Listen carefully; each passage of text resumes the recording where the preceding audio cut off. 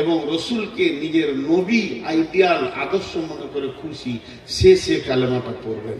সকলে বলি আশহাদু আল্লাহ ইলাহা ইল্লাল্লাহু, সাউন্ড বাড়ান, আশহাদু আল্লাহ ইলাহা ইল্লাল্লাহু ওয়া আশহাদু আন্না মুহাম্মাদান আবদুহু ওয়া রাসূলুহু। কে কে পড়েন না হাত তুলেন। নন মুসলিম কে কে আছে এখানে হাত তুলেন। যারা পড়েননি তারা কিন্তু নন মুসলিম, হাত তুলেন। জি, তাহলে আমরা এখন সকলে কালেমা পড়েছি, বলেন ইনশাআল্লাহ। তাহলে আমরা পরাধীন হয়ে গেলাম, আমাদের গলায় দড়ি চেপে গেল, দড়ি চেপে গেল। মুসলিম কি, মুসলিম কি, মুসলিম কে? একটা উদাহরণ দিব, উদাহরণটা আমার ব্রেন থেকে নয়, রসুলের দেওয়া ব্রেন। এই রসুলের দেওয়া উদাহরণ আমার ব্রেন থেকে দিচ্ছি না, এই উদাহরণটা ধ্যান দিয়ে শুনেন, মুসলিম বুঝতে পারবেন। একটা উট, রসুল উটকে দিয়ে উদাহরণ দিয়েছেন। উটের এখানে ফাটিয়ে দিয়ে নাকিল পরানো হয় সুতো, আর মুখে লাগাম দেওয়া হয়। তো 2 আর 2 4টা দড়িকে এক জায়গায় এনে এমনি করে পাকিয়ে একটা ছেলের হাতে ধরিয়ে দেয়া হলো। উটের একটা ব্রেন আছে, ছেলেটার একটা ব্রেন আছে। উটের ওজন হলো 7 কুইন্টাল, ছেলেটার ওজন হলো 27 কেজি কি 37 কেজি কি 50 কেজি কি 70 কেজি। তো ওর হাতে যখন লাগামটা চলে গেল, তো সঙ্গে সঙ্গে উট একটা কথা বুঝে নিলেন, আমার জীবন আর স্বাধীন নাই, আমার একজন মালিক আছে। ও ডানে টানবে তো আমি ডানে যাব, ও বামে টানবে তো আমি বামে যাব, ও সামনে টানবে তো আমি সামনে যাব, ও পেছনে টানবে তো আমি পেছনে যাব। এই উটটাকে মুসলিম বলা হয়। আমরা এক্ষুনি যে কালেমা পড়ে নিয়েছি, আমাদের জিন্দেগিটা বিক্রি হয়ে গেল কার কাছে? আল্লাহর কাছে। সকলে মহব্বতের সঙ্গে বলি, আমরা বিক্রি হয়ে গেলাম কার কাছে? আল্লাহর কাছে। আল্লাহর নাম নিতে আপনাদের কোনো অসুবিধা আছে না? ওই খবরদার এই জিনিসগুলো একটু খেয়াল করি। তো আমরা আল্লাহর কাছে বিক্রি হয়ে গেছি, আমাদের নিজের স্বাধীনতা সব শেষ, এখন আমরা বিক্রি হয়ে গেছি। তো আল্লাহ তাবারক ওয়া তাআলা বলছেন, তোদেরকে আমি কিনে নিয়েছি। কিনে তো নিয়েছেনই, এ কথা ধ্রুব সত্য, শুধু সত্য নয়, ধ্রুব সত্য যে আমরা বিক্রি হয়ে গেলাম এই মাত্র। আল্লাহ তাবারক ওয়া তাআলা বলেন, ইন্নাল্লাহা ইশতারা মিনাল মুমিনিনা আনফুসাহুম ওয়া আমওয়ালাহুম বিআন্না লাহুমুল জান্নাহ يقاتلون في سبيل الله فيقتلون ويقتلون وعدا عليه حقا في التوراة والإنجيل والقرآن। এই পর্যন্ত হোক, বাকিটা আবার পরে বলছি। আল্লাহ বলছেন, নিশ্চয়ই আমি মুমিনের জান মাল কিনে নিয়েছি আমার জান্নাতের বিনিময়ে। মুমিনের জান আর মুমিনের মাল কিসের বিনিময়ে কিনেছেন আল্লাহ? জান্নাতের বিনিময়ে। আপনারা কথা বলেন, কথা বললে তাতে অনেক লাভ হয়, বক্তব্যের ফায়দা আসে, মানুষের দিলে বসে। জানটা আসলে রে ভাই, এটা খালি লড়ছে, হ্যাঁ, আর আমি তো কথা বলবো, হাত নড়াবো, তখন ও আবার, আমি একটুকু নড়াচ্ছি তো 3 গুণ নড়ছে। জি, আর পানির বোতল তো নেই, পিয়াস লেগে গেছি না, ওইটুকু আছে, হয়ে যাবে, পেরিয়ে যাবে। মানে আমার জিভ শুকিয়ে যাচ্ছে এখন, অনেক অনেক সুগার। তো জান্নাতের বিনিময়ে কিনে নিয়েছে, কথাটা এই পর্যন্ত আপনাদেরকে কিছুক্ষণের জন্য পেন্ডিং রাখতে হবে, আবার কথাটা আসবে। একটা অন্য জগতে চলে যাই, ওখান থেকে অ্যাঙ্গেল দিয়ে টেনে নিয়েছে, এই কথাতে লাগাবো। সেটা কি?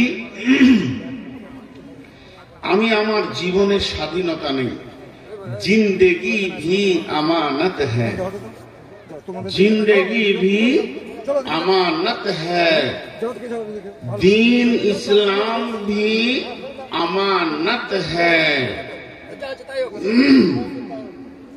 ना अपना धैर्य करें। जिंदगी अमानत, आप একটা জিনিসের নাম আমানত আর একটা জিনিসের নাম হচ্ছে মিলকিয়াত। দুটো জিনিসের মানে আগে জানতে হবে। মিলকিয়াত আর আমানতের পার্থক্য আছে আসমান জমিন। আমি স্টেজ থেকে নামলাম, আপনি এসে আমাকে দেখা করলেন আর একটা 500 টাকা নোট আমার হাতে দিয়ে বলছেন, ভাইয়া এই টাকাটা আমার ছেলে আপনার মাদ্রাসায় পড়ে, ওর নাম খায়রুল ইসলাম, দিয়ে দেবেন। এটা কি? আমানত। আমি ওটা পকেটে রাখলাম, আমার 1000 দরকার হলো ওই টাকাটা আমি খরচা করতে পারবো না, এটা হলো শেষ কথা। কিন্তু আপনি আবার আমাকে 200 টাকা দিলেন, তারপর বলেন মিষ্টি খেয়ে নেবেন, আপনার যা মন যাবে করবেন। এটা হলো মিলকিয়াত, এটা আমার নিজস্ব। আমাকে এটা দিয়েছেন, আপনি হাদিয়া করেছেন। আমি চা খেতে পারি, ওটাতে আমি বিস্কিট খেতে পারি, ওটাতে আমি মিষ্টি খেতে পারি, যা ইচ্ছা তাই করতে পারি, কিন্তু 500 টাকাটা খরচা করতে পারবো না। এখন বলেন জীবন কাকে বলে? এই জায়গাটা আমি বোঝাতে পারবো কিনা আমি জানি না, আমি ফেলিয়ার হয়ে যেতে পারি। জীবন কাকে বলে? বরকি জয় দেঘি ব দন্তন জীবন। সবাই বলে না সারা জীবন আমি এটা করিনি, সারা জীবন মিথ্যা বলিনি। তো জীবন কাকে বলে? আত্মাটা না, জীবন হচ্ছে সময়। জীবন হচ্ছে সময়, জীবন সময়, সময়কে জীবন বলে। এবার কতটা বুঝলেন আমি বুঝছি না। কারণ আল্লাহ তাবারাক ওয়া তাআলা আমাকে একটা নির্দিষ্ট সময় দিয়ে পৃথিবীতে পাঠিয়েছেন। ওর থেকে 1 সেকেন্ড আগে বাড়বে না, 1 সেকেন্ড পিছে হবে না। ওয়ালিকুল্লি উম্মাতিন আদাল হাত্তা ইযা দাআ আদালুহা লা ইস্তাখিরুনা সাআতান ওয়া লা ইস্তাকদিমুন। আমাকে আল্লাহ কপালে লিখে দিয়েছে, মোহর মেরে দিয়েছে, আমি 72 বছর বাঁচবো। তাহলে এইটাই আমার জীবন। এখন 2 ঘন্টা যদি বসে বসে বসে বসে ফালতু কাটাই, তো আমি আমাকে নষ্ট করলাম। কথাটা বুঝে পেরেছি? কথাটা বলেন, বুঝতে পেরেছেন? আমি কাউকে নষ্ট করিনি, আমি আমাকে নষ্ট করলাম। তো জীবন কাকে বলে? জীবন সময়কে জীবন বলে। তাহলে এই সময়টা কি মিলকিয়াত না আমানত? এটা কি আমার স্বাধীন না এটা আমানত? জি বলেন তো, কে বলতে পারবে? এটা আমানত। জিন্দেগি একটা আমানত। কেন? এই জিন্দেগিটার পেছনে খরচা আছে কার? আল্লাহ। প্রতিদিন আমাকে 60 বছর বাঁচাতে গেলে আল্লাহকে 60 বছর আমাকে নিঃশ্বাস দিতে হবে আর খেতে দিতে হবে, তার খরচা আছে। তাহলে তার খরচাতে আমার জিন্দেগির গাড়ি চলছে। তাহলে খরচাটা কার? আল্লাহ। জিন্দেগির গাড়ি চালাচ্ছি।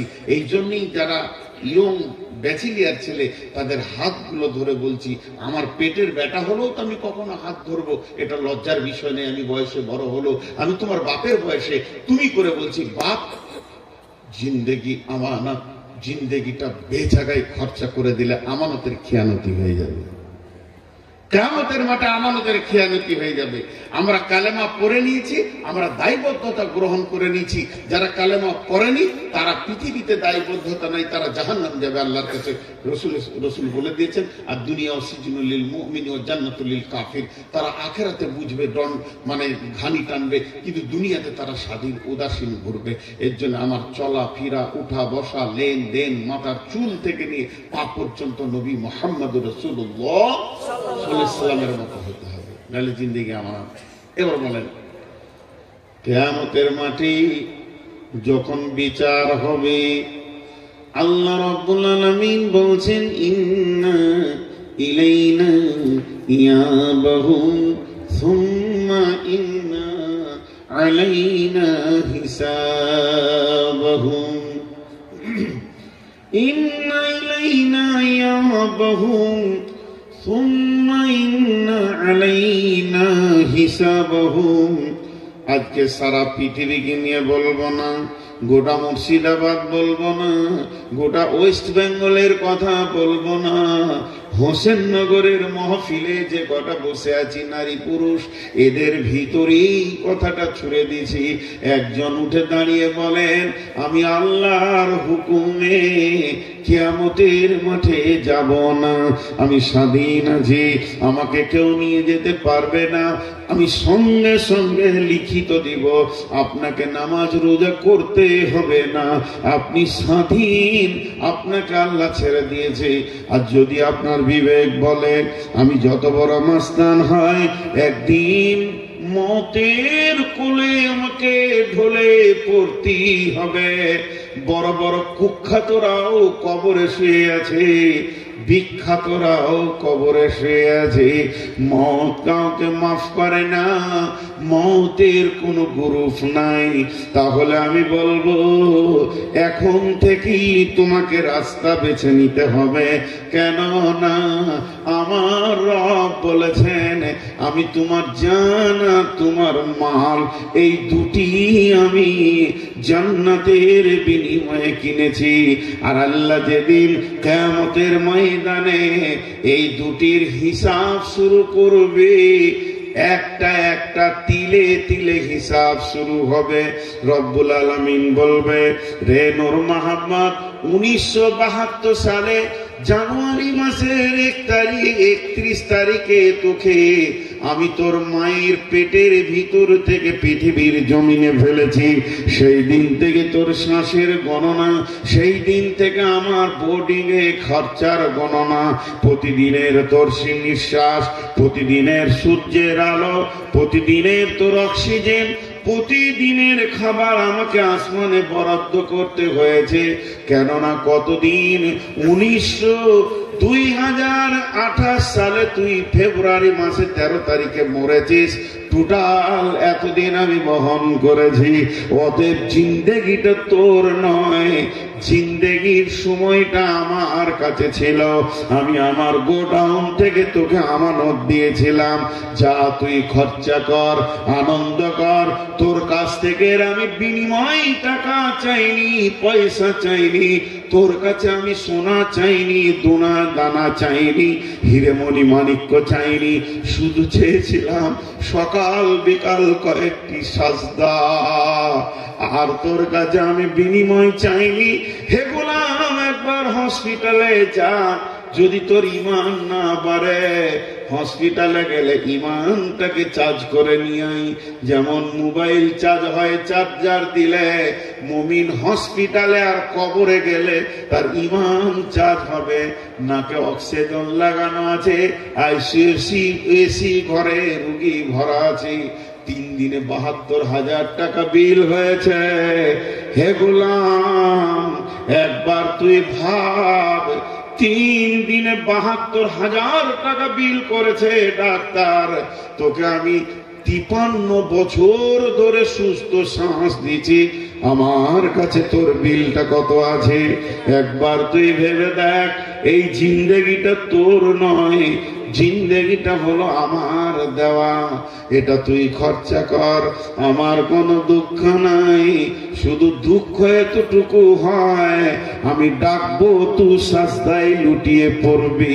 টাকা নেব না, পয়সা নিব না, নিব না তোর কাছে একটা নয়া, নিব না তোর গাড়ি বাড়ি। কিয়ামতের দিন একটা হিসাবের দিন আসছে। সেই হিসাবের দিন যখন এসে যাবে, প্রথম প্রশ্ন করা হবে, তুমি তোমার জিন্দেগিটা কোন কোন রাস্তায় ব্যয় করেছো বলো। হে যুবক, যৌবন কালটা কোন রাস্তায় ব্যয় করেছে বলো। এবার তিলে তিলে হিসাব শুরু হলো। কেমন হিসাবটা শুনেলেন? হিসাবটা একবার শুনেলেন। আমি মানুষ, আমি যদি আপনাদেরকে বলি হিসাবটা কেমন, বলে প্রতি ঘন্টায় 60টা মিনিট আছে, প্রতি মিনিটে 60টা সেকেন্ড আছে। তুই 1 সেকেন্ড 2 সেকেন্ড করে করে একটা মিনিটকে পুরা কর। একটা মিনিটকে পুরা করে তুই 2 মিনিট করতে করতে 60 মিনিট একটা ঘন্টা কর। একটা ঘন্টা যখন পুরা হবে, তখন তুই একটা দিনকে পুরা কর। এইভাবে একটা দিনকে পুরা করে দিয়ে তুই একটা মাসকে পুরা কর, একটা বছরকে পুরা কর। একটা বছর যখন পুরা হবে তুই 12 বছর একটা যুগকে পুরা কর। তোকে আমি 5 যুগ জন্ম দিয়েছিলাম, তোর পেছনে আমি 5 যুগ নিঃশ্বাস আর পানি খাবারের ব্যবস্থা রেখেছিলাম। 60 বছরকে আমাকে পুজিয়ে দে। জিন্দেগিটা কোন কোন কোন কোন কাজে লাগিয়েছি।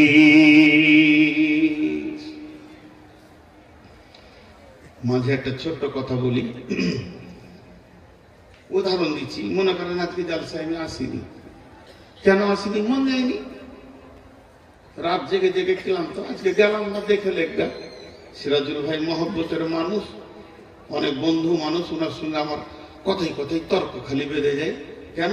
মহব্বত থাকলে এটা হয়। তো উনি এলাম না, দেখে লেখা হয়ে গেল। 4 দিন পরেই চলে এসেছি পাশের গ্রামে কুচগিরিয়াতে জলসা করতে। এখানকার কমিটি দেখা করতে গেছে আমাকে, দেখা করে বলছে কি ব্যাপার মৌলানা, এত বড় একটা মাদ্রাসার জলসাকে মেরে দিলেন। যখন এই কথা বলা সঙ্গে সঙ্গে আমি সোজা করে ছুরি চালিয়ে দিলাম। শরীরটা খুব খারাপ, সেদিন উঠতে পারিনি, মাথা ঘুরছিল, সুগার অনেক বেড়ে গেছিল। সব কটা মিথ্যা বললাম, কিছু করে নিতে পারবো না হলে সোজা করে বলে দিলাম যে আমার শ্বশুর মারা গেছিল, এখনো বেঁচে আছে বেচারা, কাগজ কলম নিয়ে দেখতেও যাবে না, ভেজালও থাকবে না। খানিকটা বললাম শ্বশুরটা মারা গেল, ভালো লোক ছিল। তো দুজন তখন বললো চুপ করে না, কাঁদিয়েন না, ঠিকই আছে, মানুষ মরলে কি কেউ আসে? মিটে গেল ঝামেলা। কিন্তু আল্লাহকে পারবে কেউ? জোরে বলেন, পারবে? বিশ্বনবী একটা কথা বলে দিয়েছেন, এই কথাটা খালি ধ্যান দিয়ে শুনেন। কেন নামে একটা শব্দ আছে। কি হলো তোমার? কেন? কেন বুঝেন তো? কেন মানে আরেকটা বলো, কেন মানে আরেকটা বলো। তো পৃথিবীর বুকে যত কেন আছে, তুমি পড়া করলে না কেন, তুমি ক্লাসে এলে না কেন, তুমি আজকে লিখলে না কেন, তুমি ওখানে গেলে না কেন, তুমি জালসায় এলে না কেন, এই কেন গুলোকে সত্য মিথ্যা উল্টা পাল্টি দিয়ে টপকে দিয়ে যাবে, যাবে কি যাবে না? কিন্তু আল্লাহ যদি কেন বলে, আল্লাহ যদি কেন বলে, কথা বলেন আমার সঙ্গে, এটাকে টপকানো যাবে? বিশ্বনবী বলছেন যখন কিয়ামতের মাঠে হিসাব নিকাশ শুরু হবে, আমার রব বলেছে গোলাম তুমি এই কাজটা করলে কেন, করলে কেন, করলে কেন? নবীজি বলছেন গোলাম রে, তোকে আল্লাহ কেন বলেছে রে, তুই তখনই বুঝেলে আমার আর উপায় নাই, আমার ঠিকানা জাহান্নাম। ফার্সিতে একটা কবিতা পড়েছিলাম, কারিমা বিবক্সা এবার হালিমা কি হাস্তা নাসিরে কমন্দে হাওয়া নদারি মে গয়রাজ তুফারি আদে রাস তুই আসিয়ারা খতা বাক্স বাক্স নিঘাদা রেমা আজ জিরাহে খাতা খাতাদার গুজারো সওয়াবম নমা আল্লাহুম্মা হাসিবনি হিসাবান ইয়াসীরা। এ আল্লাহ তুমি কঠিন কিয়ামতের দিনে আমাদের হিসাবকে আসান করে দাও। আর আসান হিসাব কাকে বলা হয়েছে জানেন? আসান হিসাব বলেছেন আল্লাহ রব্বুল আলামিন আপনার দপ্তর খুলবে না, গুনাহ নেকি দেখতে যাবে না। আপনার যদি আল্লাহ জান্নাত দেওয়ার ইচ্ছা করে তো গুনাহ আর নেকি দেখতে যাবে না, বলবে গোলাম রে এই গুনাহ তুমি করেছো কি? গোলাম চারিদিকে তাকিয়ে দেখবে কেউ নাই, আমি একা রব, জি আল্লাহ আমার দ্বারা হয়ে গেছে। আমার রব বলবে গোলাম তোর গুনাহগুলোকে পার করে দিয়ে নেকিটা আমি বের করেছি, তোর এই নেকিটার কারণে আমি রব তোকে মাফ করে দিয়েছি। তাকে হাসরের ময়দানে দাঁড়াতে হবে না, বেশি সময় লাগবে না। তেমনি মালের হিসাব যখন শুরু হবে, আল্লাহ বলবেন নূর মোহাম্মদ রে, তোর ব্যক্তিগত জীবনে তোর ব্যক্তিগত সম্পত্তি ছিল 2 থেকে 3 কোটি টাকা। প্রতি কোটি টাকাতে 100টা লাখ ছিল, প্রতি লাখে 100টা হাজার ছিল, প্রতি হাজারে আপনার কিনা 100 টাকা 10টা ছিল, প্রতি 100 টাকায় 100টা 1 টাকা ছিল, প্রতি 1 টাকাতে 100টা নয়া ছিল। তুই আমাকে 1 নয়া 2 নয়া 3 নয়া করে বুঝিয়ে দে, এই জিন্দেগিতে আমালটা কোন দিক থেকে আয় করেছিস, আয়টা আগে বুঝা, তারপরে কোন রাস্তায় এটা ব্যয় করেছিস হিসাবটা বুঝিয়ে দাও, তারপরে তোমার রেহাই হবে। আমি বুঝাতে লাগলাম, একদিনের কথা বলছি। রব্বুল আলামিন ফেব্রুয়ারি মাসের 6 তারিখে হোসেননগর গেছিলাম সেখানে জালসা করতে। সেদিন আমার পকেটে 20,000 টাকা ছিল। আমি ওখানে ঝোঁকে পড়ে মাদ্রাসা হেফজি কোরআনে 15,000 দিয়ে দিলাম। আল্লাহ বলবে চল ঠিক আছে, আমার কোনো আপত্তি নাই। মসজিদ একটা পাশে নির্মাণ হচ্ছিল, সেখানে 4,500 দিয়ে দিলাম, ফাঁকে 500। আল্লাহ বলবে ঠিক আছে চল, আপত্তি নেই। এখন আমার চোখের সামনে কয়েকটি ভিখারিকে 490 টাকা দিয়ে দিলাম, আর থাকে মাত্র 10 টাকা। রব্বুল আলামিন ওটা পকেটে করে নিয়ে রাস্তায় একটা পান খেলাম, তাতে চলে গেল 5 টাকা। বলবে আগেবার, এখনো আমাকে আল্লাহ কেন বলেনি? তার মানে আমি এখনো আল্লাহর নজরে বেঁচে গেছি। কিন্তু যখনই বলবো হোসেননগর থেকে বেরুতে গিয়ে এক জায়গায় বাঁশ দিয়ে বলছে মা সরস্বতীর পুজো হবে, টাকা না দিলে ছাড়বো না। রব্বুল আলামিন ওখানে আমি 5 টাকা দিয়ে দিলাম। আল্লাহ বলে দিলে কেন? ভেজাল লেগে গেল। 20,000 টাকার ভিতরে 5 টাকাতেই আমার গলায় দড়ি লেগে গেল। রব্বুল আলামিন বলবেন সকাল সন্ধ্যা কেমন করে কাটালি? ফজরের নামাজ পড়লাম, জামাতের সঙ্গে তেলাওয়াত করলাম। যারা নামাজ পড়েনি তাদের কথা এখন বাদ দেন। নামাজ পড়ে তেলাওয়াত করলাম, তেলাওয়াত করে একটু মাঠে গেলাম, জমি দেখে এলাম। তারপরে মার্কেটে গিয়ে দোকান খুললাম। জোহরের আজান হলো, বাড়িতে আসলাম। আবার আসরের সময় আমি নামাজ পড়লাম। জোহর থেকে আসর আমি একটু আরাম করলাম। রাস্তায় যেতে যেতে পুজোর মণ্ডপ দেখেছি, গাড়িটা পাটা ঠেক দিয়ে মাত্র 2 মিনিট দাঁড়িয়েছি। আল্লাহ বললে কেন? ফালা তাকরাবু।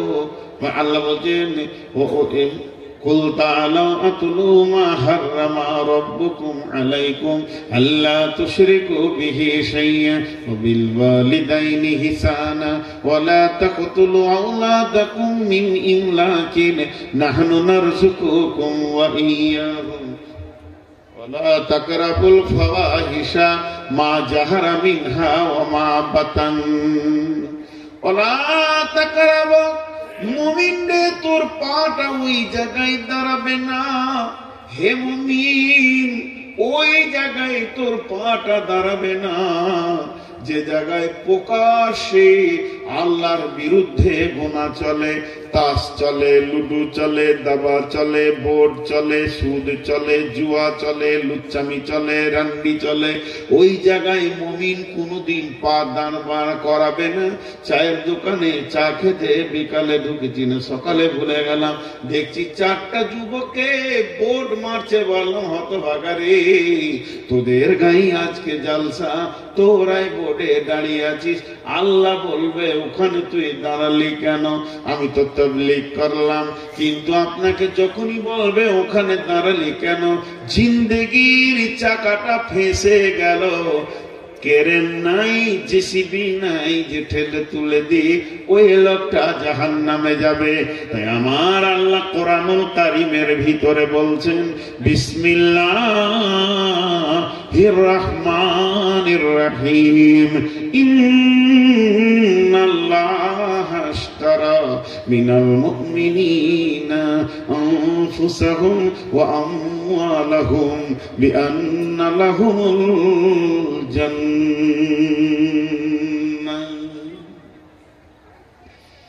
এখন দুটি আমার ব্যক্তিগত কথা বলবো। 30 সেকেন্ড আপনারা চুপ থাকবেন, একজনও হিলবেন না, সাউন্ড করবেন না, কানটা খালি পেছন দিকে দিবেন।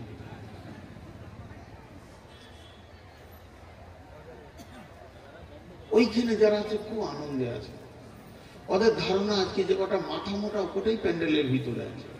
তাছাড়া চাউমিন চলছে, বাদাম চলছে, হুড়পুড়ি ঘুরছে। হ্যাঁ, মেয়েরা এত সেজে এসেছে, হুড়পুড়ি ঘুরছে। আল্লাহু আকবার। আর ওইখানে যে কটা আছে দাঁড়িয়ে আছে, ওদেরকে কে বসাবো বাপ?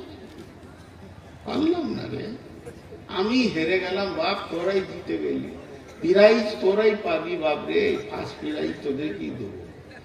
ঘুরে ঘুরে খালি আমার চোখের সামনে দাঁড়া। এটাকে দাঁড়িয়েছে, পোকাটা হাতে আমাকে মারবে নাকি? হ্যাঁ, আজ দেখি তোর কত গায়ে বলা আছে, একটা মারবো তো দুনিয়া ছাড়িয়ে দেবো। ও তাও বসে দাঁড়িয়ে যাচ্ছে। আপনাদের বিরক্ত লাগছে নাকি?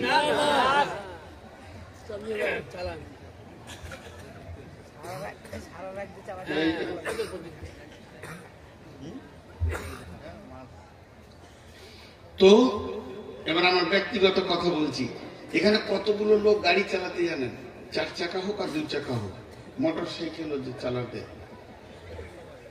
যা কথা বলে না সবাই জানেন? জানেন? জানে না, মাথা নামো জানে না, মাল ধরা খেয়েছে সামনে। আমি উদাহরণ দিব, এই জন্য জিজ্ঞেস করছি। গাড়ি ড্রাইভারের সঙ্গে কথা বলে, এবার বলেন, গাড়ি ড্রাইভারের সঙ্গে কথা বলে, বলে কি বলে না? যারা ড্রাইভার ওরা বুঝতে পারবে।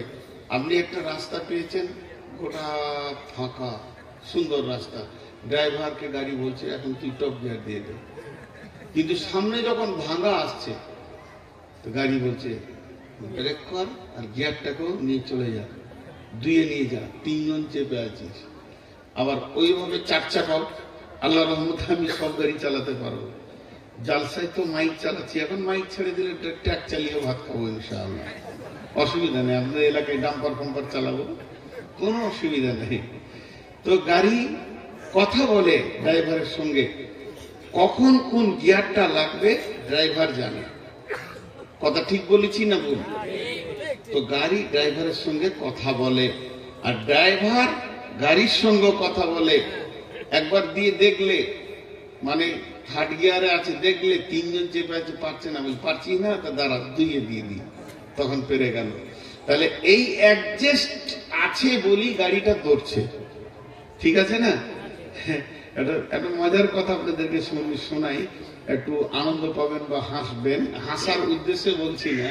এই বাসের গিয়ারটা আবার হয় না, ড্রাইভার চালাচাল, লোকাল বাস হলে সেই গিয়ারের ফাংশন কি বিরাট বড়, আছে না?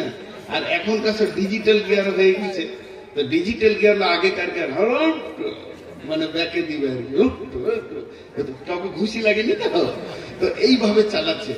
আর একটা মুরব্বী মহিলা, নানি বলা যাবে, ওকে দাদি বলা যাবে, তাকিয়ে তাকিয়ে দেখছে কোন খেল চলছে, গাড়ি ধরছে। কিছুক্ষণ পরেই পাংচার হয়ে গেছে, গাড়িটা পাংচার হয়েছে। পুরাতন গাড়ি যা হয়, সব প্যাসেঞ্জাররা নামলো, চাকা খুলবে, লাগাবে, তারপরে গাড়ি যাবে। তখন ওই মহিলা বলছে, আসলে খারাপ হবে না কেন? আমি তো তখন থেকে দেখছি ওকে, এই গাড়িটা চলছে চলছে খালি খুচুর খুচুর খুচুর খুচুর, খারাপ তো হবেই। ওই খারাপ করলে ড্রাইভারটা, গাড়িটা চলছে বারে বারে খালি ওটাকে নাচছে, বারে বারে নাচছে। আমি তো তখনই বুঝেছি যে এটা খারাপ হবে, ও সবটাই উল্টো বুঝেছে নাকি বলে ভাই?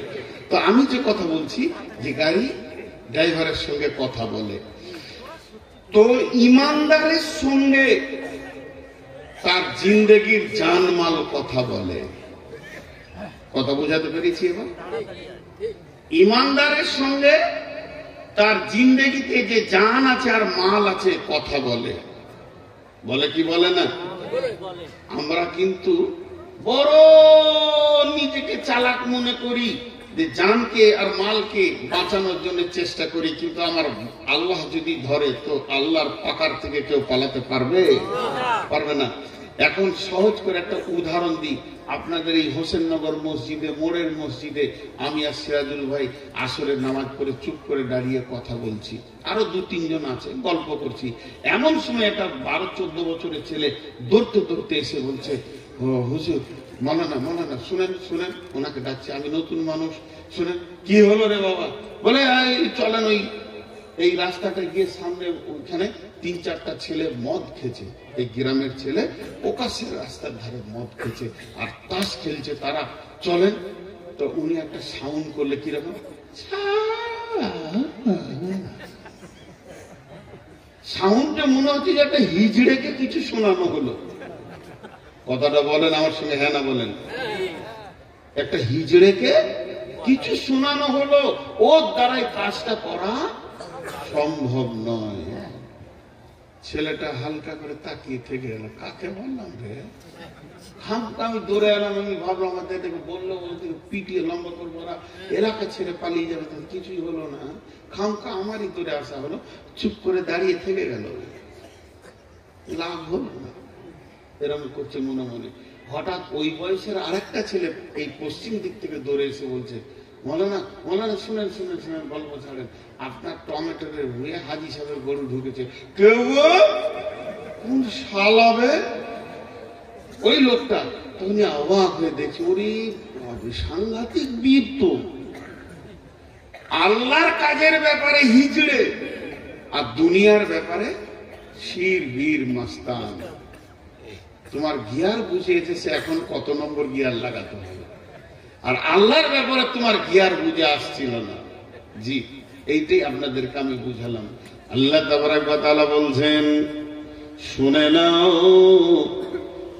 একটা পূর্বের ঘটনাকে কোরআনে তুলে ধরেছেন আল্লাহ।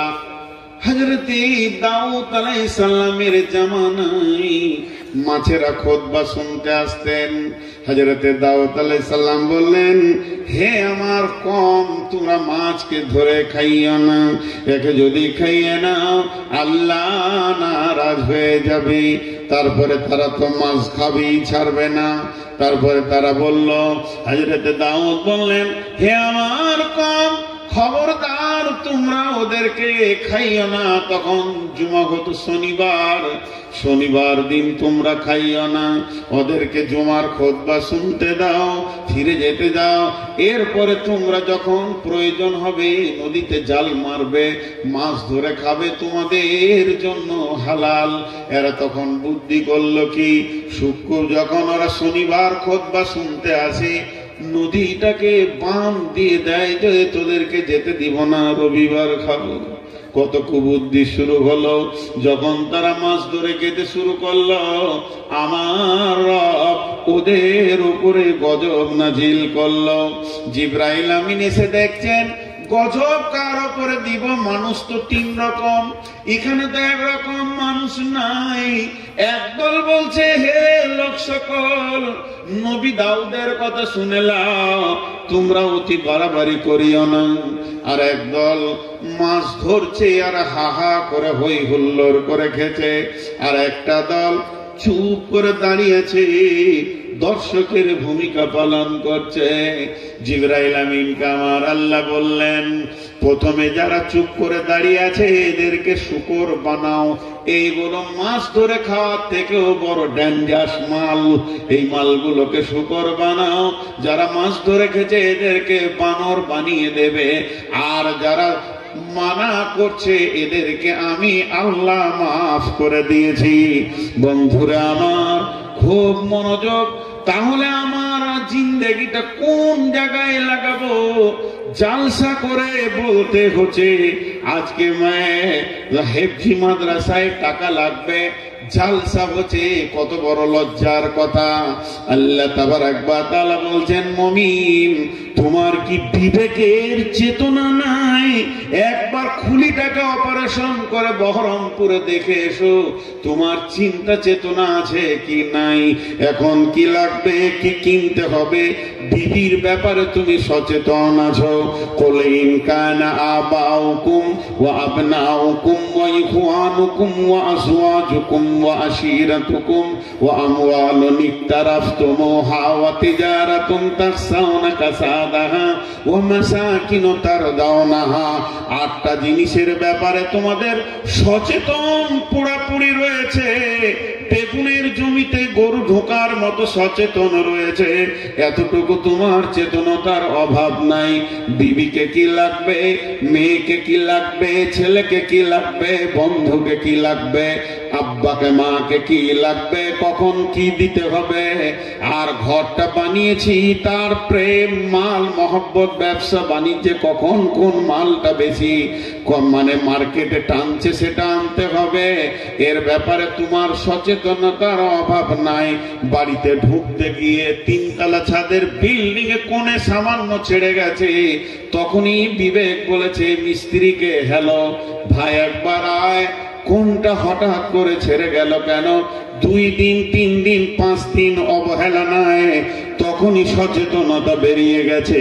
কিন্তু মাদ্রাসাকে লাগবে, মসজিদকে লাগবে, দিন বাঁচানোর জন্য লাগবে, তখন জালসা করে বড় গরু এনে খাইয়ে তারপরে এদেরকে পাম দিয়ে তুলতে হবে। না তুললে এদের চেতনতা হবে না, এদের জ্ঞান ফিরবে না।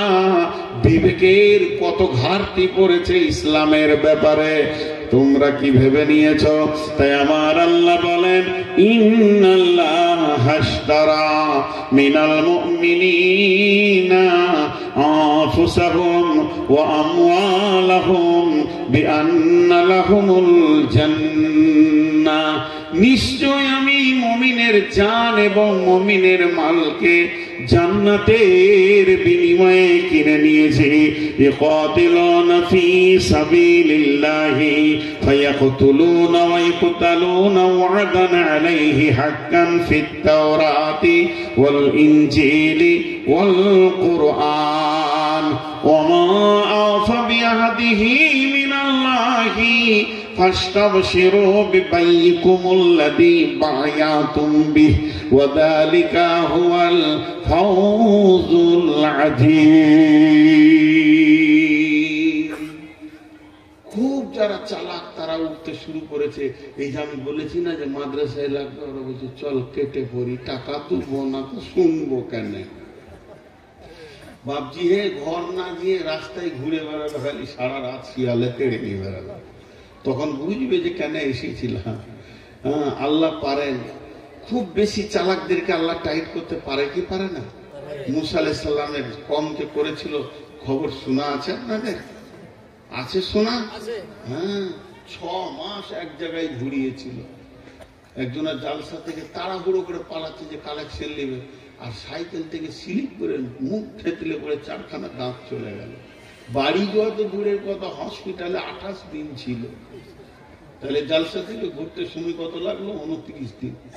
আর জালসা শেষ করে যারা বাড়ি গেল তারা ওর থেকে 1 ঘন্টা বেশি দিয়ে চলে গেল। যখন বেরিয়েছে প্যান্ডেল থেকে, কিছু চালাক উঠতে লাগলো। খবরদার উঠবেন না। আমি তফসির করছি আপনাদের কাছে, আমি টাকা চাইনি। আপনাদের চেতনতা না থাকলে আপনি টাকা দেবেন কেন? আমি চেতনতা ফিরাতে এসেছি। যদি আপনাদের চেতনতা ফিরে, নিজের টাকা নিজের টেবিলে নামিয়ে দিয়ে চলে যাবেন। চেতনতা না ফিরে টাকা নিয়ে বাড়ি চলে যান, ও টাকার অপেক্ষা আমার আল্লাহ করে না। পরিষ্কার কথা বলে দিলাম। কিন্তু এইখানে যে কটা দাঁড়িয়েছে এদেরকে কি করে বুঝাবো যে দাঁড়াতে হবে? আরে বাপ, এখন নয় রে বাপ রে, ছেলে বড় হতে দাও, তারপরে বিয়ে হবে রে বাবা। এখন সাহাবীদের চেতনতা বলি। দেখেন, মালের একটা চ্যাপ্টারের দিকে আমি একটু মিনিট 5 অন্যদিকে নিয়ে যাব। মিনিট 5 আমি আমার জন্য বলছি। আমার জমি আছে টোটাল 10 বিঘে ধরে। আমার একটাই মেয়ে, ছেলে নেই। তাহলে এই আমার জমি আমার স্ত্রী, আমার মেয়ে, কে আগে মরবো, তিনজন আছি ওয়ারিসের ভিতরে, কে আগে মরবো জানি না। তার আগে যদি মরে যাই আমার জমি থেকে তো মাহরুম, আর আমি যদি মরি কে কতটা পাবে, ফাইসালাটা কে করেছেন? জোরে বলেন, কে করেছেন? আল্লাহ। জমি আমার, সবাই নিজে নিজে নিয়ত করি, জমি আমার, বাগান আমার, বিহি আমার, ফাইসালা কার? তাহলে জমি আমার নয়, জমি কার? আল্লাহ। আমাকে যতটুকু মালিক করেছেন উনিই করেছেন, এরপরে আমার কাছ থেকে কে পাবে? কিন্তু যে লোক ছেলেকে, বড় ছেলেকে ফাঁকি দিয়ে ছোট ছেলেকে লিখে দিল, মেয়েদেরকে ফাঁকি দিয়ে অন্য ছেলেদেরকে লিখে দিল, এইরকম গুনাহগার লোক আপনাদের এলাকায় নাই? জি, ছেলে মেয়েকে ফাঁকি দিয়ে জমি লেখে কি লেখে না? আপনাদের দিকে নাই তা বুঝবেন কি করে? এদিকে আছে। বিশেষ করে মেয়েদেরকে বেশি ফাঁকি দেয়, তাই না? এই জন্য মেয়েরা খুব তাড়াতাড়ি জান্নাত যাবে, বাপের ঘাড়ে পা দিয়ে, বাপ জাহান্নামে যাবে। এটা জেনে নেন। বদরুদ্দোজা নাদবি, আমি নাম করে বলছি, একজন বড় আলিম, একটা জালসাতে উনি বলছিলেন, আমি শুনছিলাম রেকর্ড, যে কাউকে যদি পৃথিবীতে জীবিত জাহান্নামী দেখতে চাও তো যে জমি মেরাজকে ফাঁকি দিয়ে লিখেছে ওই লোকটাকে চোখ ভরে দেখে নাও, তোমার কোনো অসুবিধা হবে না। সে নামাজ পড়ছে, তেলাওয়াত করছে, রোজা রাখছে, জিকির করছে। ভাইয়া উপায় নাই, উপায় নাই, উপায় নাই। আপনি যদি সাজদাই করে থাকেন কাবার চত্বরে গিয়ে, আর চোখের পানিতে যদি কাবার চত্বরকে ডুবিয়ে দেন, তারপরও উপায় নাই। ফাঁকি মেরে যে লিখেছে, এই 3-4টা কেসের আসামি। এখন আল্লাহ বলছে মাল আমার। তাহলে একটা ঘটনা শোনাই, সাহাবীদের চেতনা। বন্ধুরা আমার, আল্লাহ তাবারক ওয়া তাআলা বলছেন, আমার রাস্তায় তোদের প্রয়োজন হলে কতল হয়ে যেতে হবে, আবার প্রয়োজন হলে তুইও কতল করবি। ইউকাতিলুনা ফি সাবিলিল্লাহি ফায়াকতুলুনা ওয়া ইউকতালুনা ওয়া'দান আলাইহি হাক্কান ফিত তাওরাতি ওয়াল ইনজিলি ওয়াল কুরআন। আমার আল্লাহ ওয়াদা করেছেন তাওরাতের ভিতরে, ইনজিলের ভিতরে, কোরআনের ভিতরে হুকুমগুলো একই আছে। এ ব্যাপারে খবরদার, মাল তোমার নয়, তোমাকে আমি রাখওয়াল বানিয়ে রেখে দিয়েছি। এই মাল তুমি কোথা কোথা খরচা করবে।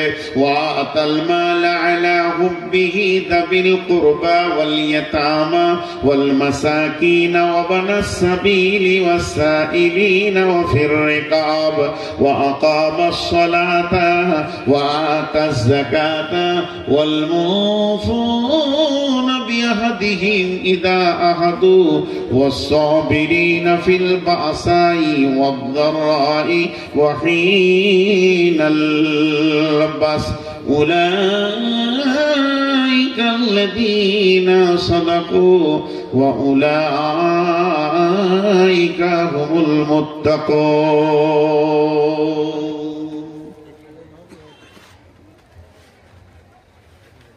আল্লাহ তাবারক ওয়া তাআলা বলে দিয়েছেন তুমি মাল কোথা খরচা করবে, সেই জায়গার নাম বলে দিয়েছেন, আর কাকে কতটা তুমি মাল দেবে সেটাও বলে দিয়েছেন। এবার একটা ঘটনা বলি। ড্রাইভারকে বলে না গাড়ি যে গিয়ার চেঞ্জ করো, নিজেই করে পরিস্থিতি দেখে। দেখেন সাহাবীদের চেতনাটা দেখেন। হযরত ওসমান গনি, রাসূলের জামাই, জুনুরাইন, রাসূলের 2 জন মেয়েকে তিনি বিয়ে করেছিলেন। একজন হচ্ছে রকেয়া, সে মরে যাওয়ার পর উম্মে কুলসুম। জুনুরাইন, রাসূল যাকে 2 বার জামাই করেছেন, ব্যক্তিটা কত মূল্যবান। ওসমানের খুবই বয়ান করতে গিয়ে, ওসমানের বরত্ব বয়ান করতে গিয়ে বলেন, আল্লাহর রহমতের ফেরেশতারাও পর্যন্ত ওসমানকে দেখে লজ্জা পায়। তিনি খুব লাজুক ছিলেন। একদিন আসছিলেন মসজিদে নবীতে, আর আল্লাহ রসুলের এইখানটা বেরিয়ে আছে, এই যে আমার বের করতে লজ্জা নেই আর কি, আমরা কত লজ্জা, এই জায়গাটা বেরিয়েছিল, জ্যাংটা নয়। তো হযরত ওসমান দূরে থেকে দেখেছে যে শ্বশুরের এইখানটা বেরিয়েছিল, ওদিকে আর আসছে না। জি, তাহলে কত লাজুক ছিলেন সেই ওসমান। তিনি ছিলেন মুসলিম জাহানের দ্বিতীয় খলিফা। বিশ্বনবী চলে যাওয়ার পর, আবু বকর চলে যাওয়ার পর হযরত ওসমানের হাতে ইসলামে, উমর চলে যাওয়ার পর হযরত ওসমানের হাতে ইসলামের দায়িত্ব আছে। তিনি তৃতীয় খলিফা ছিলেন ইসলাম জাহানের।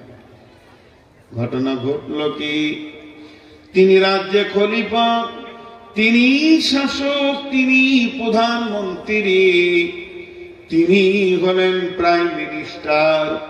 কিন্তু উট বোঝাই করে কয়েকটা বস্তা গম নিয়ে মদিনার হাটে বিক্রি করতে গেছেন। এটা গমের লাইন, এটা কাপড়ের লাইন, ওটা সবজির মার্কেট, এদিকে মাছের মার্কেট। যেন দ্রুত গতিতে হাট বাজার চলছে। হযরতে ওসমান দাঁড়িয়ে আছেন, পাইকাররা আছেন, গম কত করে দাম নেবেন বলেন। হযরত ওসমান থাকেন আর বলেন, একটু ঘুরে আসেন, নিশ্চয়ই আমি বেচবো, বেচার জন্য এসেছি, আপনারা একটু ঘুরে আসেন, একটু সময় পার করতে দেন। এই করতে করতে করতে করতে হঠাৎ এক সময় হযরত ওসমান খেয়াল করে দেখে যে লাইনে দাঁড়িয়ে আছে, দূর মরুভূমির ভিতরে একটা লম্বা লাইন চলে আসছে লোক। তারা এত গরিব, হাটের দিনে কেউ বেচতে আসে, হাটের দিনে কেউ কিনতে আসে, হাটের দিনে কেউ আবার দরজায় দরজায় ভিক্ষার জন্য আসে। তারা এত গরিব, কবে খেয়েছে তারা জানে না, মাথায় তাদের তেল নাই, না আছে শরীরে তেল, চিরুনি কখন হয়েছে খবর তাদের নাই, চোখগুলি তাদের ঢুকে গেছে, পেটগুলি ঢুকে গেছে, হাড়গুলো একটা দুটা করে গোনা যাবে, কাপড় বেশি নাই, শুধু ইজ্জতটা ঢাকার মতো ছোট একটি কাপড়, মেয়েরা একটা বুকে একটা পাছায়, এই নিয়ে তারা ছোট, তাদের কোলে শিশু রয়েছে, তাদের কোলে তাদের ভিতরে মেয়ে আছে, নারী আছে, পুরুষ আছে, ওই দলটি ওই দিকে ঢুকছে। হযরত ওসমান বললেন, দাঁড়াও দাঁড়াও। বলেছে, তারা দাঁড়িয়ে গেছে। বলে, গামছা পাতো। তোমরা কয়জন? বলে, 2 জন।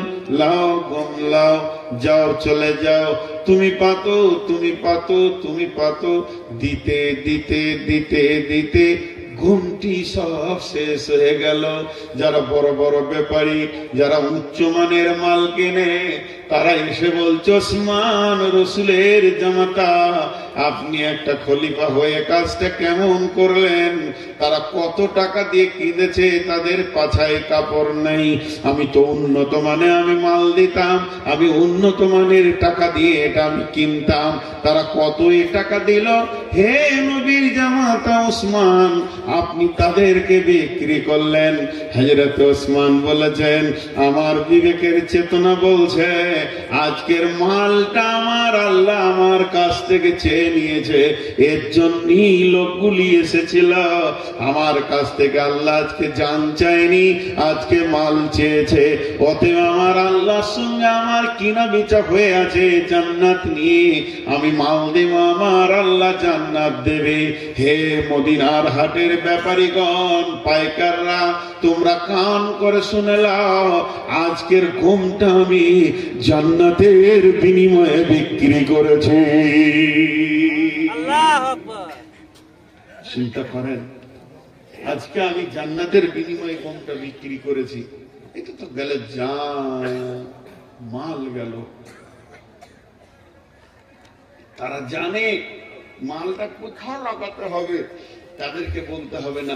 আমাদের একটা জিনিস খুব ভালো জানা আছে, খালি বিয়ে পড়িয়ে দেয়, কবে কবে শ্বশুর ঘর যেতে হবে জানা আছে, বাপকেও বলতে হবে না, বন্ধুকেও বলতে হবে না। এদিক দিয়ে আমাদের চেতনতা খুব আছে, কিন্তু তাদের দিনই চেতনতা ছিল। এটা তো যারা জানে মালে, জানেরটা শুনেন। ওহুদের যুদ্ধ,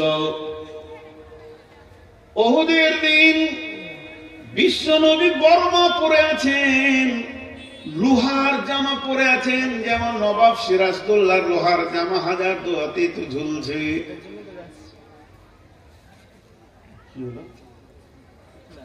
কোথায় কেন? 1 কাপ চা এখানে দেওয়া হবে, 1 কাপ না। আমি খাবো না, কাউকে খেতে বলবো। আর চা খাওয়া আমি বন্ধ করে দেবো, খাওয়া দাওয়া হবে তারপর সবাইকে দিতে হবে। মানে এতগুলো লোক এরা পাপ করে এসছে, আর স্টেজে যে কটা এসছে এই কটাই মনে হচ্ছে যেন একদম জান্নাতুল ফেরদাউসে আছে। ওর মাথাতে কি করে কেমন চেতনতা, ঠান্ডা লেগেছে তাহলে চা খাওয়া ওদেরকে, আর যারা টাকা দিচ্ছে ওদেরকে বলছে তোরা 1 টাকা দেবে না, ঘর যাবে রাস্তায় চা খাবে না, ঘর যাবে। এই টাকা আবার চায়ের দোকান করছে, ওইদিকে মার্কেট আছেই, আবার এই টাকা চায়ের দোকান করছে, এরা উঠছে কেন? প্রস্তাব করতে যাচ্ছে, একসঙ্গে বসিস না ভাই, দূরে দূরে বসবি, যার জায়গাতে বসবে তাকে তো কাদা করে ছেড়ে দেবে, ওর জালসা জীবনে করতে পারে না।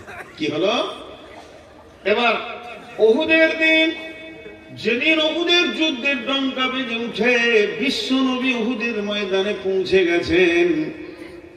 হযরতে তালহা, সাহাবীটার নাম হযরতে তালহা, রাসূলের দিকে তীক্ষ্ণ দৃষ্টিতে তাকিয়ে আছেন।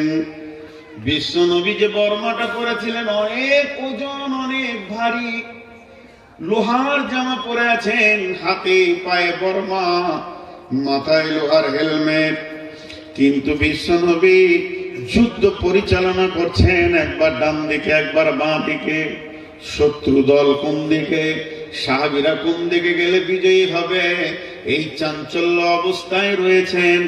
এমন সময় বিশ্ব নবী একটা পাথরে উঠতে চাইছেন, যদি এই পাথরটাই উঠে যায় তাহলে মনে হয় আমি আরো কিছু নতুন জিনিস দেখব, নিশ্চয়ই পাথরটার উপরে ওঠার ব্যাপারে রাসূলের প্রয়োজন আছে। কিন্তু রাসূল খালি এক চান্সে অতটা পায়ের বের নিচ্ছে না, উঠতে পারছে না। মাঝে যদি একটা ছোট পাথর থাকতো, একটা যদি সিঁড়ি থাকতো, তাহলে পাথরে ওঠাটা আসান হয়ে যেত। হযরতে তালহা যখনই দৃশ্যটা দেখলেন, তালহাকে বলতে হয়নি, মাইক লাগাতে হয়নি, জালসা করতে হয়নি, তালহাকে হাদিস কোরআন দিয়ে বয়ান করতে হয়নি।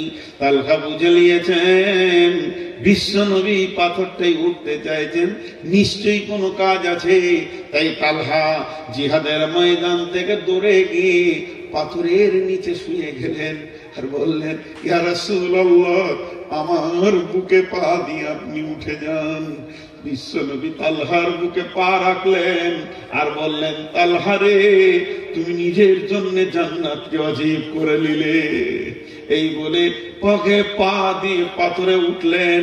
বন্ধুরে, তালহাকে বলতে হয়নি।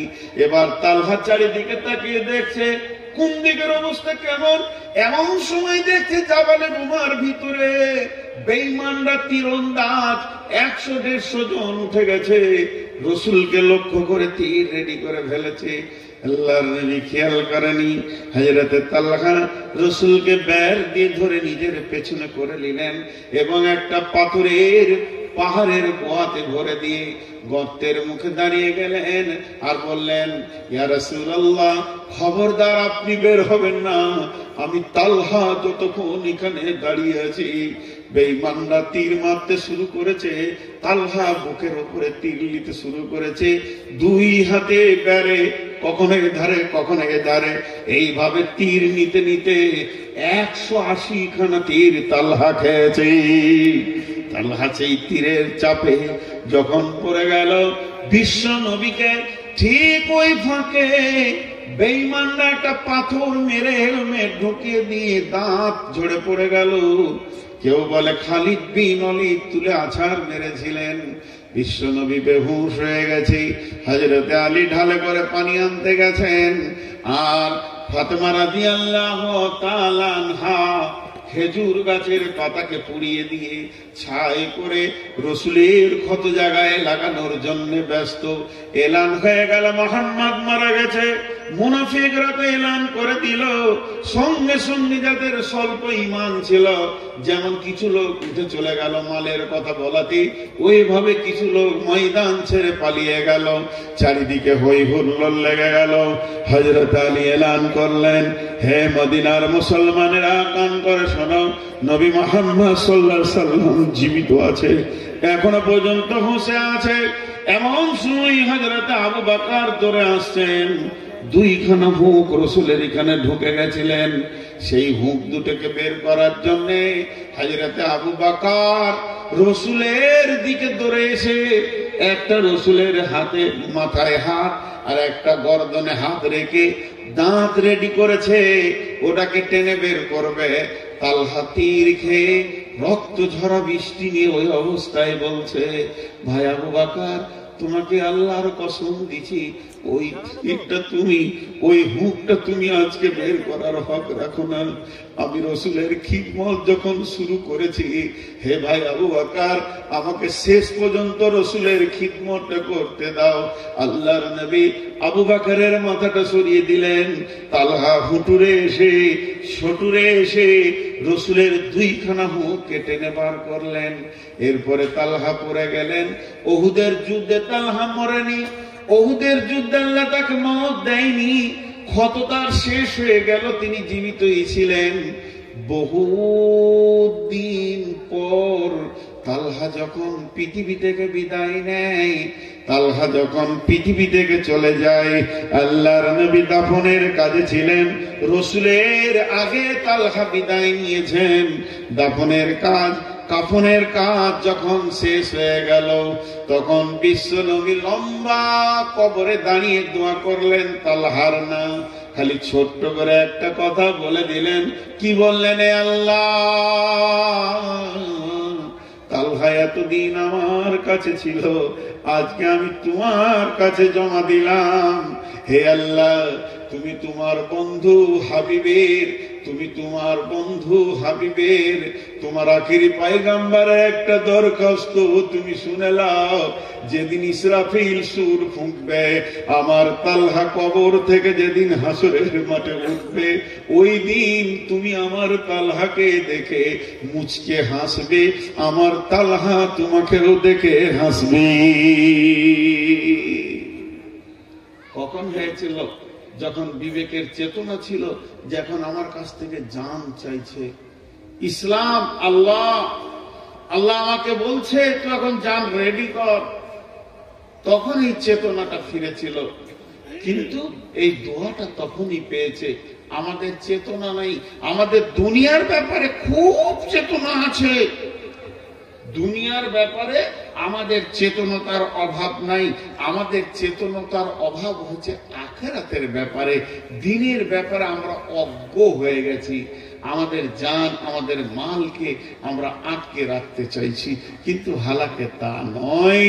যেটুকু নেবার আল্লাহ নেবেন। জি ভাই, আপনাদের কাছে দুটি স্যাম্পল দিলাম, আপনারা উঠাউঠি করবেন। আমি পুরো 12টাই ছাড়বো ইনশাআল্লাহ। না, আমাকে ভালোবাসো, এখনই ছাড়তে বলো। 490 সুগার।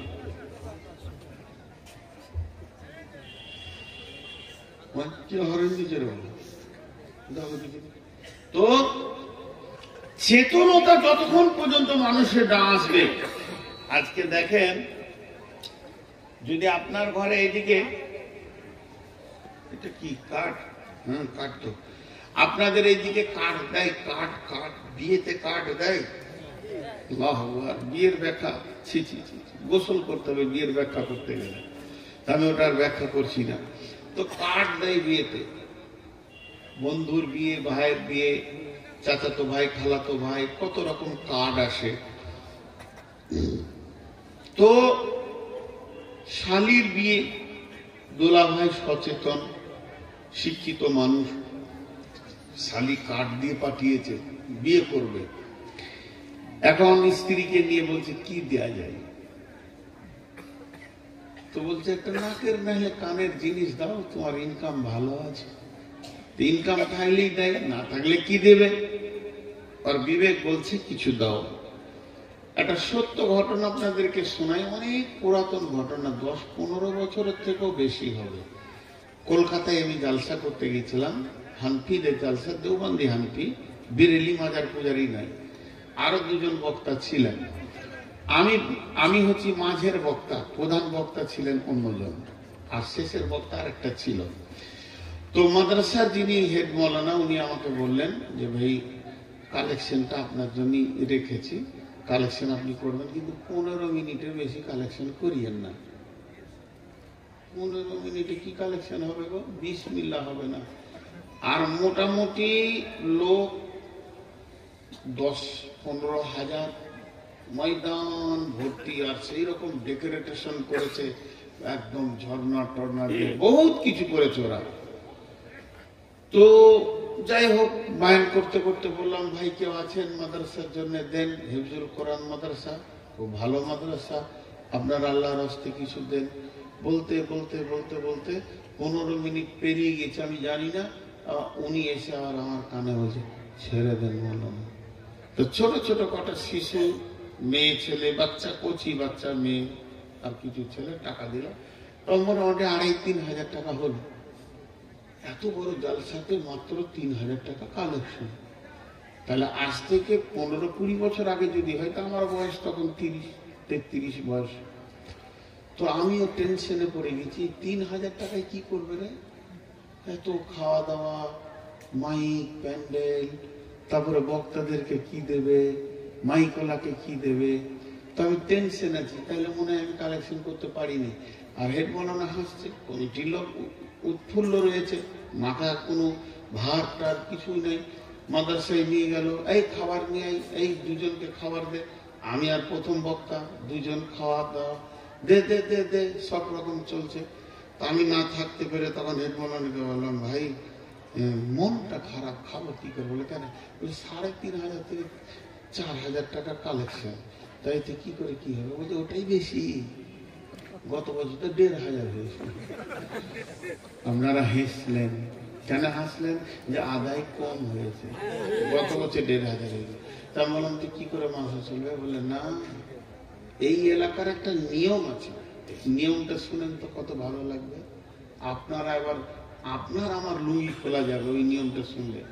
ওই মাসার নিয়ম আছে যে একটা ফ্যামিলিতে যদি 10টা লোক থাকে তো 10টা কার্ড দিতে হবে, ছাপা কার্ড। এই তারিখে জালসা, জালসায় আপনি আমন্ত্রিত। কিন্তু ওরা খাবে না, মাদ্রাসার একটা চাউল খাবে না, শুধু রান্না হয়েছে বক্তাদের জন্য, একটা দানা চাল খাবে না। ওই দাওয়াতটাই ওদের বুক ভরে যায়। 5 ভাই 5 ভাইকে, বাড়িতে 5টা বউ 5টা বউকে, ছেলে 10টা 10টাকে কার্ড দিতেই হবে।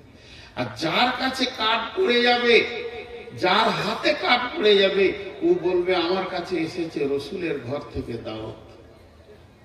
তখনই পরামর্শ করবে কি দেওয়া যায় ফ্যামিলিতে। তো জালসা আজকে আপনাদের ক তারিখে? আজকে ক তারিখ? 6 তারিখ। 3 দিন পেছিয়ে দেন, তাহলে থাকবে ক তারিখ? 3 তারিখ। 3 তারিখ পর্যন্ত নিজের টাকা মাদ্রাসাতে দিয়ে আসতে হবে পৌঁছিয়ে। তো এই পর্যন্ত ভাই আমাদের নগদ কালেকশন 36 লক্ষ টাকা হয়েছে। এবার বলেন, হাসেন। এইটা কালেকশন কে দিয়েছে? বাচ্চা ছেলেরা, অনেকে আনন্দ করে দিবে, ওই জন্য দিয়েছে। ওরা বলবে জালসার দিন কালেকশন করলে মাদ্রাসায় যাব না, জালসার দিন খালি বায়ানি শুনবো। টাকা যা নিবি 2 দিন আগেই নিয়ে ঝামেলা চুকিয়ে এলে। তো তাহলে তাদের চেতনা কেমন? বাড়িতে কার্ড গেলি স্বামী স্ত্রী বসে বলবে, হাগো তোমাকেও কার্ড দিয়েছে, আমাকেও যে দিয়েছে মাদ্রাসা থেকে। ওরা বলবে না যে হেড মৌলানা দিয়েছে, মাদ্রাসা থেকে দিয়েছে, রসুলের ঘরে দাওয়াত এসে গেছে। কত আনন্দ হয়। কার্ড না দিলে ওরা দুঃখিত হয় যে আমি এত হতভাগা, আমার কাছে রসুলের দাওয়াত আসেনি। তো তখন স্বামীটা বলবে, তাহলে আমি একটা 500 টাকা দিই, তুমি একটা 500 টাকা দাও, চলো মাদ্রাসায় এটা দিয়ে আসি। মার সাথে একটা কাউন্টার রেডি থাকবে, জালসা ডেট হওয়ার পর থেকে খালি কাউন্টারের লোক লাইন দিয়ে টাকা দিতেই আছে। একটা রিক্সাওয়ালা পর্যন্ত 5,000 টাকা দিয়ে যায়। তাহলে 36 লক্ষ টাকা নগদ কালেকশন। আর এখানে এতগুলো কাগজ ধরেছে যে এত টাকা দিল, অত টাকা বললো, অত টাকা দিল, অত টাকা বললো, অত টাকা দিল, অত টাকা বললো, এই করে করে খালি 47 মিনিট কাটাই লাগবে। 47 মিনিটে 5খানা হাদিসের ব্যাখ্যা হতো, আর লোক ওইটাই শুনছে, এমনি করে দুলছে। বুড়া মুরব্বী গুলো টাকা দিল, টাকা দিল, টাকা দিল, টাকা দিল। কি লাভ আছে রে বাবা? লাভই তো নেই। সব বেলাভের কাজগুলো আমরা করছি। এবার আসি আল্লাহ কি বলছেন? বিসমিল্লাহির রহমানির রহিম ইউকাতিলুনা ফি সাবিলিল্লাহি ফায়াকতুলুনা ওয়া ইয়াকতুলুনা ওয়া'দান আলাইহি হাক্কান ফিত তাওরাতি ওয়াল ইনজিল। প্রয়োজন হলে তোকে কতল হয়ে যেতে হবে। যদি তুমি দেখো ইসলামকে বাঁচানোর জন্য আমার কতলের প্রয়োজন আছে, তুমি ঘাটটা পেতে দাও। আবার যদি মনে করো আমি কতল করব তবে ইসলাম বাঁচবে, তুমি কতল করে দাও। আমি সাহাবীটার নাম ক্লিয়ার বলতে পারছি না, সম্ভব সাদ বিন মায রাদিয়াল্লাহু তাআলা আনহু নিজের বাপকে কতল করেছিলেন। কেন করেছিলেন? কারণটা ছিল জিহাদের ময়দান। কারণটা ছিল জিহাদের ময়দান। বারবার তার বাপ মুশরিকের দল থেকে এসেছিল জিহাদ করতে, ঠিক মতো ছেলেকে জিহাদ করতে দিচ্ছে না। যেহেতু ছেলের সামনে গেলে আর আমাকে মারতে পারবে না, আর মুসলমানরা ঘেরে যাবে, রসুলের দল ঘেরে যাবে। একবার দুবার তিনবার দেখতে দেখতে দেখছে হযরতে সাদ আমাকে আমার বাপই জিহাদ করতে দিছে না। একটা জোরে কূপ মারলো, বাপকে দুনিয়া ছাড়িয়ে দিল। তিনি চিন্তায় পড়ে গেছিলেন এটা কি বড় গুনাহ হবে? বলেন না, সাদ কোনদিন নিজের বাপকে মারেনি, বরং মুশরিককে মেরেছে, ইসলামের শত্রুকে মেরেছে। এর উপরে আয়াত নাযিল হয়েছে, অতএব বন্ধুরে আপনাকে খেয়াল রাখতে হবে ইসলাম কিভাবে টিকবে। আমি মরলে টিকবে না আমি বেঁচে থেকে কাউকে মারলে টিকবে। এটাই কোরআন বলেছে, যেটা প্রয়োজন সেটা তোমাকে করতে হবে। এশার নামাজের পর বিশ্ব নবী সাহাবীদেরকে বসিয়ে দিলেন, সাহাবীরা সব বসে গেলেন। আল্লাহর নবী বললেন, যায়েদ তুমি কোথায় আছো? মুতার প্রান্তে সৈন্যরা, রোমক সৈন্যরা তারা তোলপাড় করছে জর্ডান বর্ডারে। তখন সাদ রাদিয়াল্লাহু হযরতে যায়েদ রাদিয়াল্লাহু তাআলা আনহু উঠে দাঁড়ালেন। এরপরে বললেন, হে জাফর বিন আবি তালেব আছো নাকি? তিনিও বললেন, লাব্বাইক ইয়া রাসূলুল্লাহ, আমিও হাজির। এরপরে নবীজি 3 নম্বরে নাম নিলেন, আব্দুল্লাহ ইবনে রাওয়াহা কোথায় আছো? তিনিও সামনে বললেন, লাব্বাইক ইয়া রাসূলুল্লাহ, আমি আব্দুল্লাহ ইবনে রাওয়াহা রেডি আছি। বিশ্বনবী বললেন, যায়েদ আমি তোমাকে উহুদের তবুকের প্রান্তে, তোমাকে মুতার প্রান্তে প্রধান সেনাপতি করে পাঠালাম। তোমার পরে আমি দ্বিতীয় সেনাপতি করলাম জাফর ইবনে আবি তালেবকে। জাফর ইবনে আবি তালেবকে তখন যায়েদ বুঝে নিল এটাই হলো আমার পৃথিবীর শেষ দিন। তার কারণ আমার পরে যখন সেনাপতি হয়ে গেছে তাহলে আমি আর পৃথিবীর মাটিতে বেঁচে থাকবো না। জাফর ইবনে আবি তালেব রেডি হয়ে গেলেন। এমন সময় বিশ্বনবী বললেন, আব্দুল্লাহ ইবনে রাওয়াহা তুমি জাফর ইবনে আবি তালেবের পরে তোমাকে আমি সেনাপতি করে পাঠালাম, তৃতীয় সেনাপতি। তিনি নন্দাজি হয়ে গেলেন। তারপরে আল্লাহর নবী বললেন, চতুর্থ সেনাপতি তোমরা জিহাদের ময়দানে মনোনীত করে নিও, যাকে তোমরা ভালো বুঝবে। এরা 3 জন বুঝে নিল, আর পৃথিবীর বুকে আমি আর ফিরে আসবো না, পৃথিবীর জমিনে আর আমার বিশ্বাস থাকবে না। আল্লাহর নবী বললেন, তোমরা নিজের নিজের আত্মীয় স্বজনকে দেখা করে চলে এসো। বিশ্ব নবী যখন কথা বললেন, হযরতে যায়েদ বললেন, ইয়া রাসূলুল্লাহ আমি আপনার কাছে মানুষ হয়েছি, আম্মা জান আয়েশা আমার মায়ের ভূমিকা পালন করেছে, ভুল ত্রুটি যদি কিছু জীবনে করে থাকি আপনারা দুজনই আমাকে ক্ষমা করে দেবেন। বসে গেলেন। এরপরে জাফর ইবনে আবি তালেব সে তার সন্তান সন্ততি, মা ছেলে মেয়ে সকলকে দেখা করে বিবিকে বলল, তোমাকে আমি শোক সংবাদ দিতে আসিনি, দুঃসংবাদ দিতে আসিনি, বরং এসেছি সুসংবাদ দিতে। আমি যদি মানে শহীদ হয়ে যায় শুধু একটা ওসিয়ত করতে এলাম, আমার সন্তানদেরকে আমার মতো করে মুজাহিদ বানাবে। এরপরে তিনি বেরিয়ে গেলেন। এরপরে আব্দুল্লাহ ইবনে রাওয়াহা বিবির সঙ্গে কথা বললেন এবং জিহাদের ময়দানে 3 জন বেরিয়ে চলে গেলেন। প্রথম হযরতে যায়েদ রাদিয়াল্লাহু তাআলা আনহু মুতার প্রান্তে শহীদ হলেন।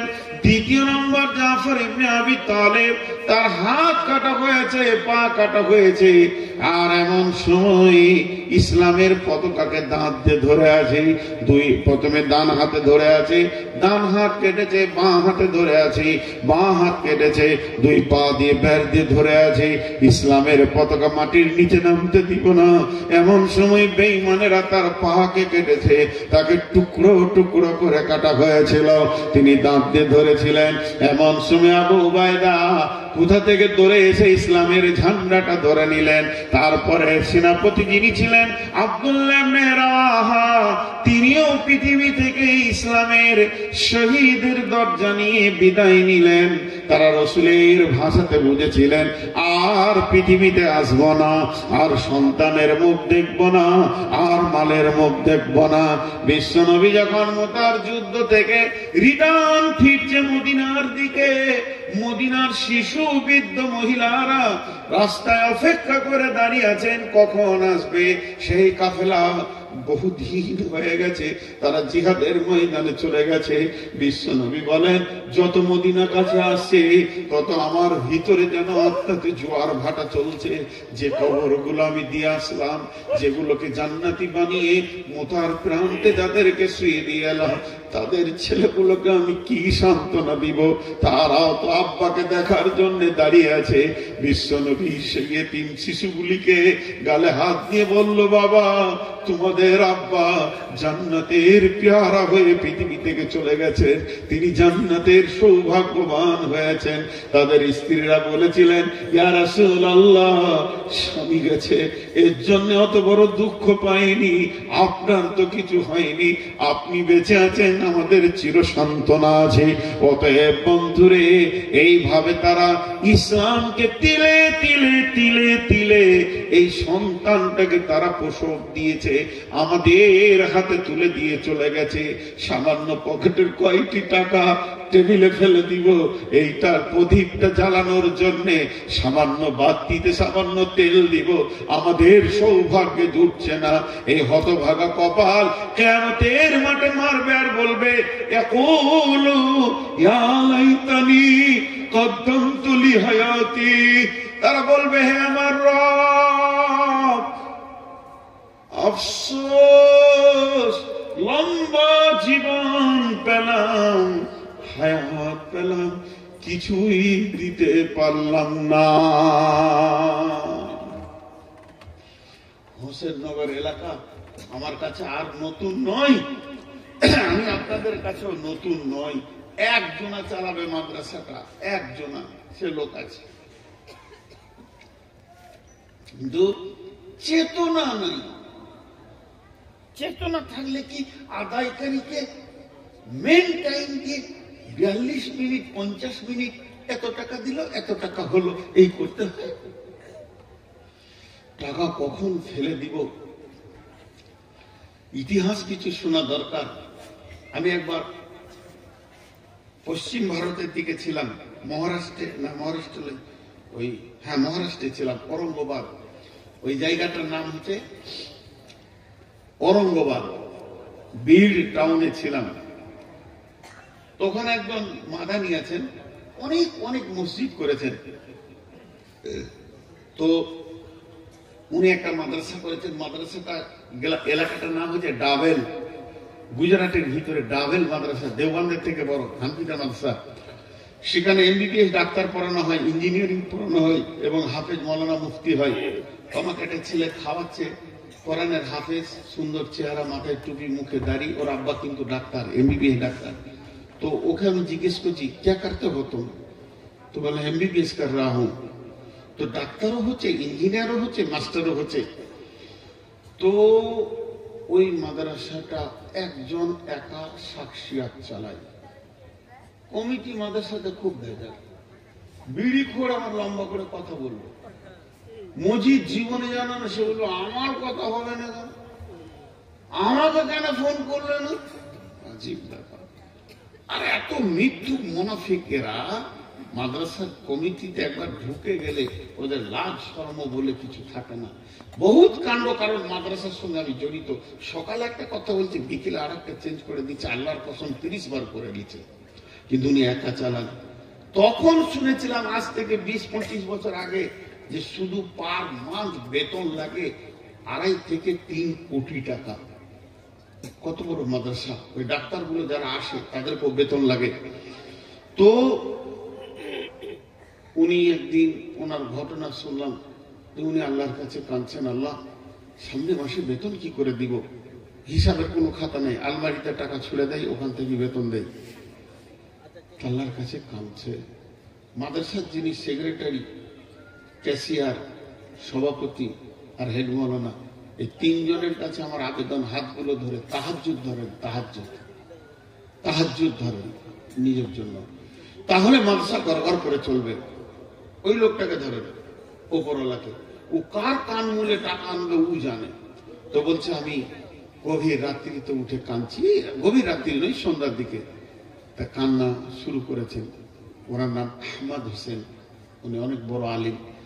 তো কাঁদছি, আল্লাহ হেফাজত করেনেওয়ালা তুমি। জি, যেই কাঁদা হলো, টেনশনে আছি। মানুষ তো এমন সময় মোবাইলে রিং হচ্ছে, বাটন ফোন, ছোট ফোনটা কানে ধরলাম। হ্যালো, তো ওস্তাদ জি বলছেন? বলে হ্যাঁ বলছি। তো अभी आप कहाँ पे? মাদ্রাসা में है। তো ফির ঠিক है। তো ওনার সঙ্গে কথা বলতে বলতে এটা বলছে যে আমি 3টে গাড়ি পাঠালাম, 3টে গাড়ি, 3টে টাটা সুমো মাদ্রাসায় যাচ্ছে। যে কোনো একটা টাটা সুমোর নাম্বার ধরে এটা চেক কেটে দেবেন, আমার নাম আপনাকে জিজ্ঞেস করতে হবে না। 20 কোটি টাকা পাঠালাম। আছে দাম দেনেওয়ালা, ধরে না খেয়ে কার টাকা এনে আপনার পায়ের তলা ফেলবে সেটা জানে। মাদ্রাসা কমিটি আজকে ওকে ধরে না, ধরে মানুষকে। যত মানুষের দরজায় যায় অত আল্লাহর দরজায় যায় না। কথাগুলো হয়তো খারাপ লাগবে, ছোট মুখে বড় কথা হয়ে গেছে, মাপ চেয়ে বলছি। তো সেক্রেটারি, ক্যাশিয়ার আর মাদ্রাসার সভাপতি আর প্রধান শিক্ষক যদি তাহাজ্জুদ না পড়ে, ইনশাআল্লাহ মাদ্রাসা চালাতে হবে না, খালি বেনামাজিদের পা টিপে বেড়াতে হবে। আর ওকে বলতে হবে তুমি খুব ভালো লোক, মাতালকেও বলতে হবে তুমি ভালো লোক, তোমার মতো ভালো কেউ নাই, তুমি আমার খালো, 20 টাকা দাও, বোতল যাবে খাবার খাও। এই করে দিন বাঁচানো। আর আল্লাহ তাবারক ওয়া তাআলা বলছেন যে তোমাদের জান মাল আমি কিনে নিয়েছি। কয়েকটা যুদ্ধের ঘটনা আপনাদের সামনে তুলে ধরা হলো। এখন আর বেশি নয়, ছোট্ট একটি কথা। যেদিন এর ওই যুদ্ধটা কি, খন্দকের যুদ্ধ। হাজি ভাই আপনারা উমরা করেছেন কেউ? যারা হজ উমরা করেছেন হাত তুলেন তো। একটাই হাত উঠেছে, বাকি কটা কি করছে? হজ উমরা করে খন্দক দেখে এসছেন? খন্দকের ইতিহাস শুনেছেন? আসলে এরা আবার টাকা কম বেঁচে দেয়, হানফিদের সঙ্গে চলে গেছে যে মদিনা ঢোকার আগে বলবে দরুদ পড়ো জি। কোন ভেজাল! আমি ওদের বাসে চেপে দেখেছি, অর্ধেক বোনা নয়, গোটা বোনা নিয়ে বাড়ি আসতে হবে। জি, আমার সঙ্গে চলেন হজ উমরাই। তবুকে ওহুদের যুদ্ধ ওখানে প্রেক্ষাপটে বয়ান দেখেছি। এবার খন্দকের যুদ্ধটা যুদ্ধ হয়নি, দেখেন ঘটনা, যুদ্ধটা যুদ্ধ হয়নি।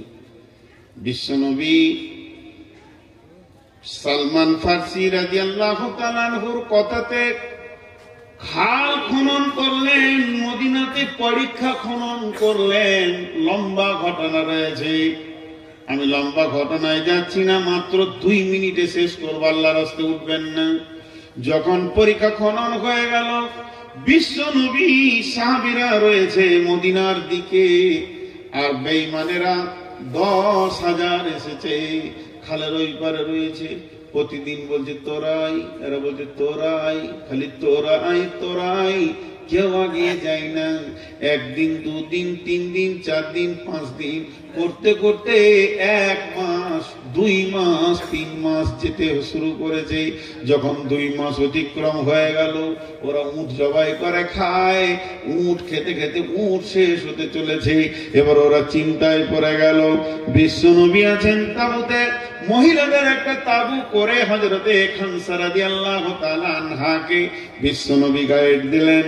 পুরুষের একটা তাবু হলো, সেখানে আল্লাহর রাসূলের চাচা হযরতে আব্বাস ভুল বলছি, রসুলের চাচার ভিতরে যে কাউকে একজনকে দায়িত্ব দিল।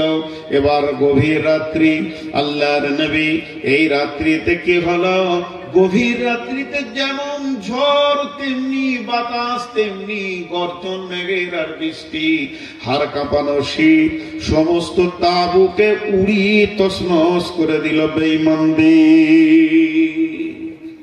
গভীর রাত, চিলিক মারছে, হাড় কাঁপানো শীত, হাড় যেন থরথর থরথর করে কাঁপছে। এই অবস্থা, কেউ নাই, একটা কুপি জ্বলছে, কুপির সামনে কয়েকজন কাফেরদের মধ্যে যারা মেন লিডার দাঁড়িয়ে আছে, আর আবু সুফিয়ান এমনি করছে। হযরত আলীকে আল্লাহ রাসূল পাঠালেন, আলী একবার দেখে এসো। অনেক রাত, আলী দেখতে গিয়ে দেখছে আবু সুফিয়ানকে একদম পেয়ে গেছি। হ্যাঁ, আবু সুফিয়ানকে। হযরত আলী বলছেন, আমি তীরটা বের করলাম, তীরের ফলাটা লাগালাম, আঁধারের ভিতরে আলোতে আবু সুফিয়ানকে দেখতে পেয়েছে, ওর বুক কিংবা কানকে নিশান করে তীরটা রেডি করলাম। আমি তীর ছাড়বো, আবু সুফিয়ান দুনিয়া ছাড়বে। আমি তীর ছাড়বো, আবু সুফিয়ান দুনিয়া ছাড়বে। কিন্তু যখনই তীরটা ছাড়তে যাব, আমার রব আমার ভিতরে একটা কথা ঢেলে দিলেন। সেটা কি, আলী রে, নবী তোকে দেখতে বলেছে।